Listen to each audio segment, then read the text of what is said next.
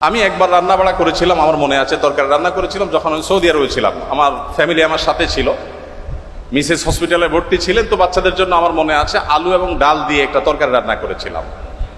দুর্ভাগ্যের বিষয় যে সেই তরকারি আমি ছাড়া পরিবারের সদস্যদের কেউ খায়নি।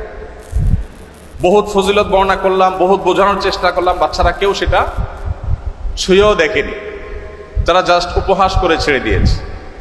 অথচ সে আলু আর ডাল রান্না করতে যে পরিমাণ কষ্ট আমার গেছে, যে পরিমাণ ঘাম আমার ঝরেছে, যে পরিমাণ পেরেশানি আমার হয়েছে, সেটা আমি বলে তাদেরকে বোঝাতে পারতাম না।